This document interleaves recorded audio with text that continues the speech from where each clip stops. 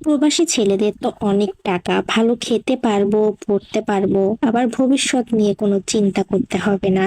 ঠিক এই রকম ধারণা নিয়ে আমি যখন ক্লাস 9-এ পড়ি, তখন আমার বাবা মা প্রবাসী একটা ছেলের সঙ্গে আমাকে বিয়ে দিয়েছিল।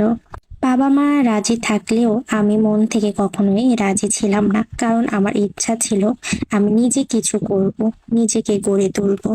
আমার বাবা মাকে আমার হাজবেন্ড বলেছিল বিয়ের পরে আমাকেও বিদেশে নিয়ে যাবে। এটা শোনার পরে আমার বাবা মা আর বিয়েতে অমত করে নাই।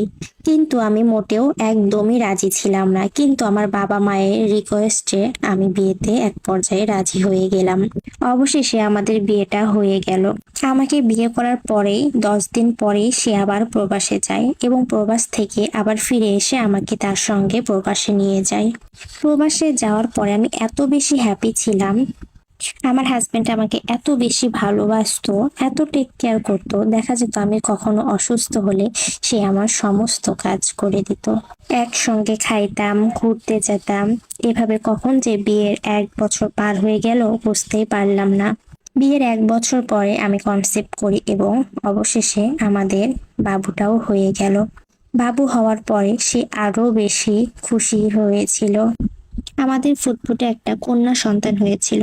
ফুটফুটে কন্যা সন্তান হওয়ার পরে আমাদের সংসারে সুখ শান্তি আরো বেশি হয়েছিল। আমার এত ভালো লাগতো, সে আমাকে এত যত্ন করে এবং কি তার সন্তানকেও সে অনেক বেশি ভালোবাসে, যত্ন করে। আর ভালোবাসবেই না কেন বলেন? তার তো সন্তান, তার মেয়ে। কিন্তু সুখ আমার কপালে বেশি দিন সয়নি। চিন্তা করতে পারেন আমার কত ভালো ছেলের সঙ্গে বিয়ে হয়েছিল। বেবিটা হওয়ার পরে আমাদের সংসারটা বড় হয়ে যায়। আমার হাজবেন্ডের কাজের প্রেশারটা আরো একটু বেড়ে যায়। সবকিছু মিলে তার মন মেজাজ এখন আর আগের মতো ভালো থাকে না। খুব অল্পতেই সে রাগ করে, অভিমান করে। সামান্যতেই আমার ওপর রাগারাগি চিল্লাচিল্লি করতো, তবুও আমি তার উপর কোনো রাগ করি নাই, কারণ আমি জানি তার উপর এখন অনেক কাজের প্রেশার ছিল।